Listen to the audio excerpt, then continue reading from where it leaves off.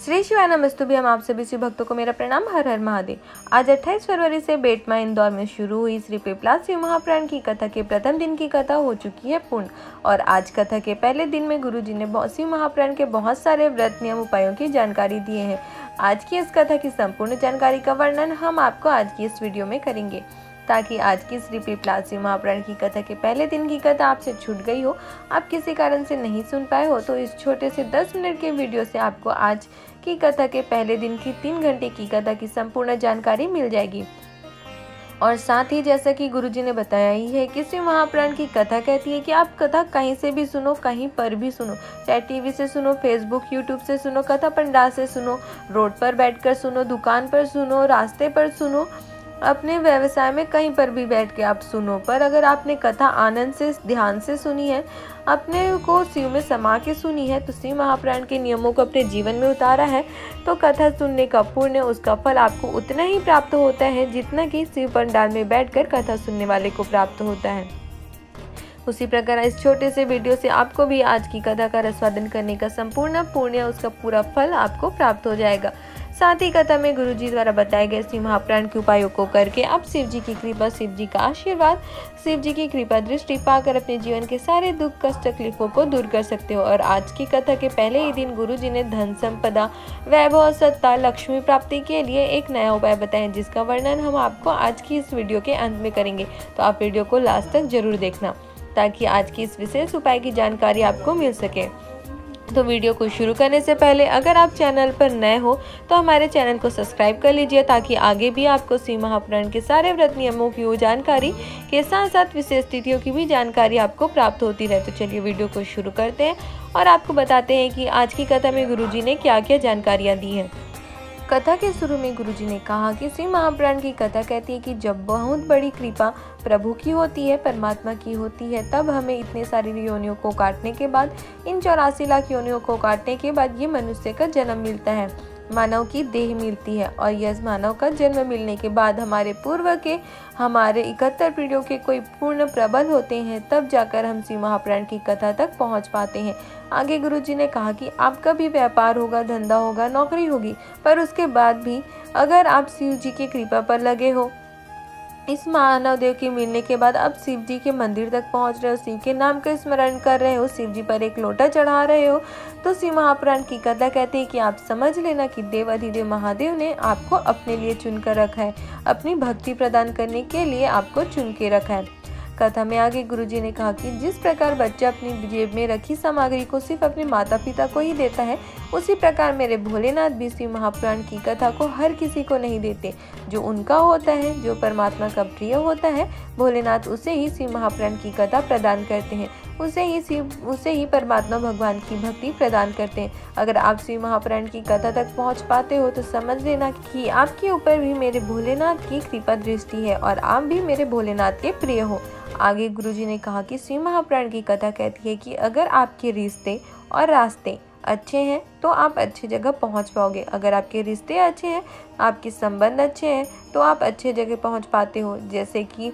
अगर आपकी पहचान, अगर आपके रिश्ते, आपके संबंध किसी ऊंचे अधिकारी के साथ, किसी नेता के साथ, किसी मिनिस्टर के साथ अच्छे हैं, तो आप उनसे मिल सकते हो। उसी प्रकार अगर आपके रास्ते सही हैं, तो आप अगर उस रास्ते पे चलते जाओगे, तो एक न एक दिन आप महाकाल के दरवाजे तक, मेरे भोलेनाथ के दरवाजे तक आप अवश्य पहुँच जाओगे।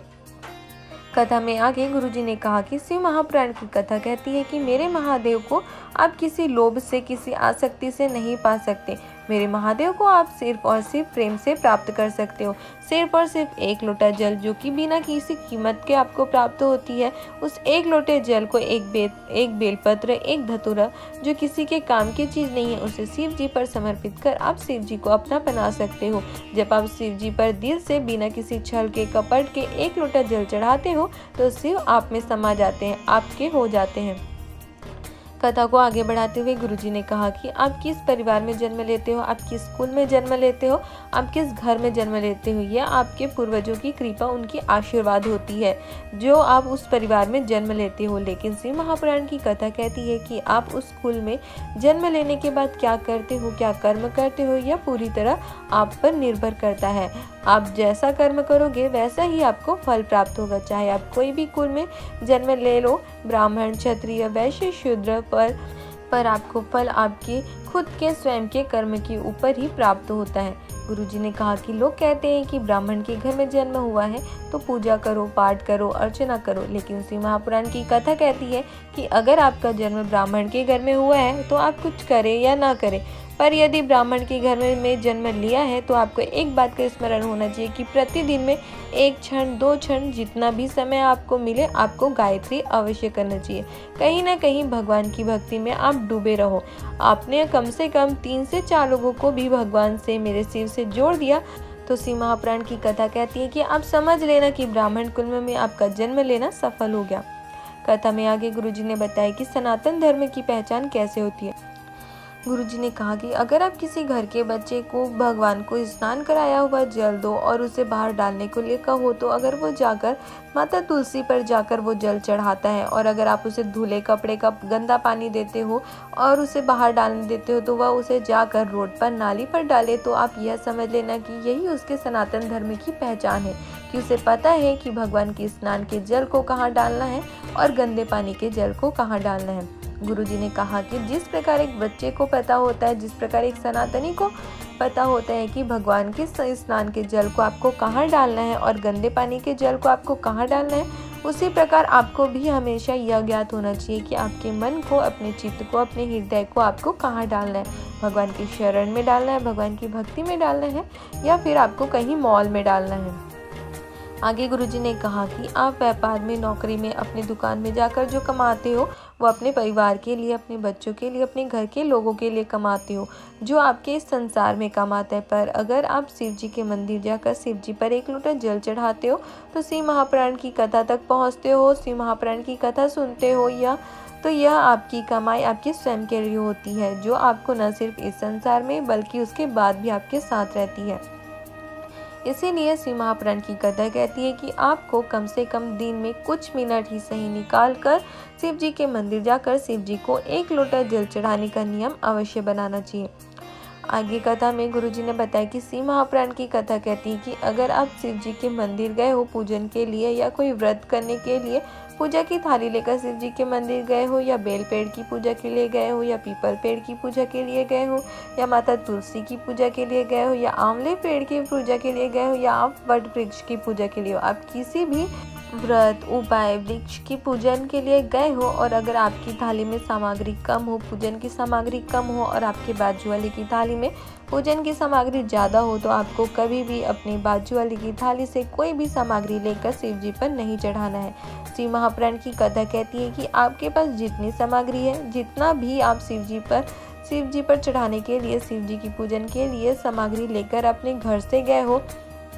जो आपके पास है उतनी ही सामग्री आपको शिव जी पर चढ़ाना है। जो भी आपके पास हो, जितना भी हो, उसे आपको उतने को ही आपको अपने दिल से, हृदय से मेरे भोलेनाथ को समर्पित करना है। आपको कभी भी अपने बाजू वाले की थाली से कुछ भी लेकर शिव जी को नहीं चढ़ाना है। श्री महापुराण की कथा तो यहाँ तक ही कहती है कि बेलपत्री भी अगर दूसरे की थाली में रखी है, और अगर आपकी पूजा की थाली में बेलपत्री नहीं है, तो भी आपको दूसरे की थाली से बेलपत्री निकालकर शिव जी को नहीं चढ़ाना है। अगर आपकी थाली में बेलपत्री नहीं है और आपको मेरे शिव पर बेलपत्री समर्पित करनी है, तो आप दूसरे से मांग के चढ़ाने के बजाय शिव जी पर जो बेलपत्र पहले से चढ़ी है उसे ही भोलेनाथ से मांग कर, उठाकर, साफ पानी से धोकर फिर से उसी बेलपत्र को शिव जी पर चढ़ा दीजिए।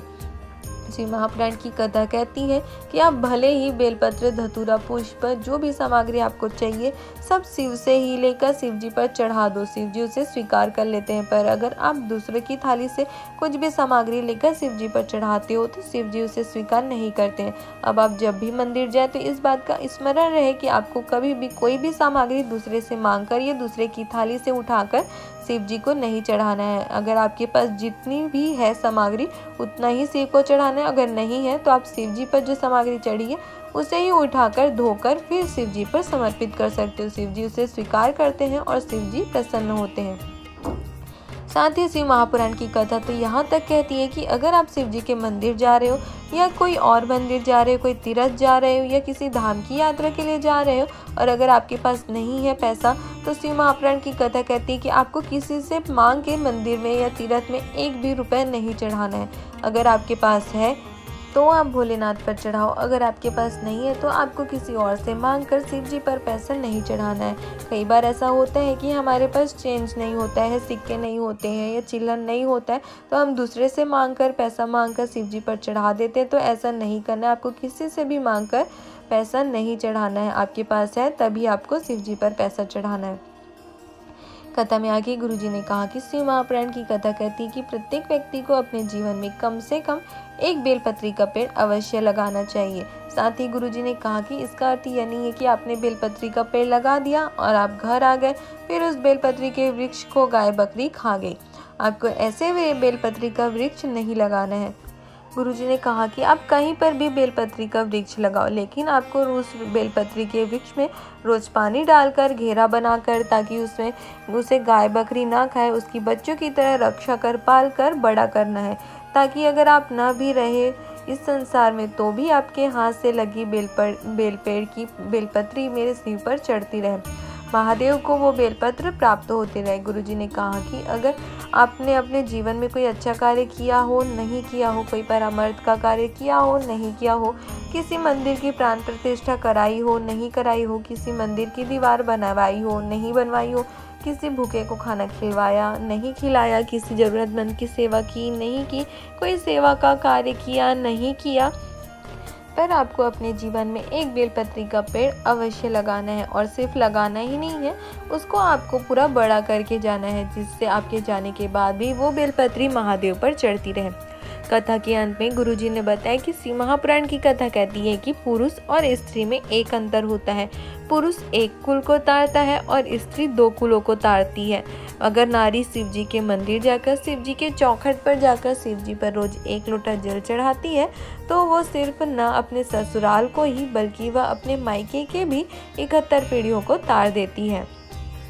आज पिपलाद शिव महापुराण की कथा के प्रथम दिन गुरुजी ने एक नया उपाय बताया। गुरुजी ने धन प्राप्ति, लक्ष्मी को प्रसन्न करने वाला यह उपाय बताया है। गुरुजी ने कहा कि शिव महापुराण की कथा कहती है कि जिस व्यक्ति के जीवन में धन, संपदा, वैभव, सत्ता, लक्ष्मी की थोड़ी सी भी कमी होती है, उसे सोमवार को बेलपत्री के वृक्ष का पूजन करना चालू कर देना चाहिए। शिव महापुराण की कथा कहती है कि अगर आप सोमवार को शाम के समय, प्रदोष काल के समय में बेलपत्री के पेड़ पर एक लोटा जल चढ़ाकर, एक लोटा जल का सिंचन कर बेलपत्री के पेड़ की ओर मुख करके, उसके जड़ की और उसके तने की ओर मुख करके बेलपत्री के नीचे बैठकर, बेलपत्री की छाया में बैठकर मेरे भोलेनाथ का स्मरण कर कोई भी मंत्र, पंचाक्षर मंत्र, नमः शिवाय या षडाक्षर मंत्र, ओम नमः शिवाय या श्री शिवाय नमस्तुभ्यं मंत्र का स्मरण करके अपने हृदय की बात आप गौरी शंकर से, मेरे महादेव से कहते हैं, तो यह निश्चित है कि भगवान आपकी झोली भर देते हैं। क्योंकि शिव महापुराण की कथा वर्णन करती है कि 7 दिनों में मात्र सोमवार का दिन ऐसा होता है जिस दिन 33 कोटि देवी देवता बेलपत्री के वृक्ष के नीचे बैठकर भगवान शंकर की और माता पार्वती को स्मरण करते हैं और शिव पार्वती उनकी झोलियां खुशियों से, आनंद से भर देते हैं। माता लक्ष्मी स्वयं बेलपत्री के पेड़ के नीचे निरंतर विराजमान होती है। अगर आप भी सोमवार को प्रदोष काल के समय में बेलपत्री के पेड़ के नीचे बैठकर यह उपाय करते हो, तो भगवान भोलेनाथ का स्मरण करते हो, तो भगवान भोलेनाथ और माता पार्वती तो आपकी झोली खुशियों से, आनंद से भरते ही है, साथ ही साथ आपको माता लक्ष्मी की भी आशीर्वाद प्राप्त होती है। माता लक्ष्मी का भी आगमन आपके घर में होता है। माता लक्ष्मी आपके घर के भंडार को भर देती है और कभी भी आपके जीवन में धन की कमी नहीं होने देती है। ये थी आज के श्री पिपलाद शिव महापुराण की कथा के प्रथम दिन के सारे व्रत नियम उपायों की जानकारी। अगर आपको आज की कथा की ये जानकारी अच्छी लगी हो तो आप हमारी वीडियो को लाइक कर सकते हो, साथ ही अपने परिवार वालों के साथ या अन्य शिव भक्तों के साथ इसे शेयर भी कर सकते हो, ताकि उन्हें भी आज की कथा की ये सारी जानकारी, आज की कथा की ये उपायों की जानकारी उन्हें मिल सके और इन उपायों को करके वो भी माता पार्वती, भगवान भोलेनाथ और माता लक्ष्मी को प्रसन्न कर अपने जीवन में आनंद और खुशियाँ प्राप्त कर सके तथा माँ लक्ष्मी का आगमन उनके भी घर में हो और उनकी भी अगर जीवन में धन की कमी हो तो माता लक्ष्मी उनके भी धन की समस्या को दूर कर दे।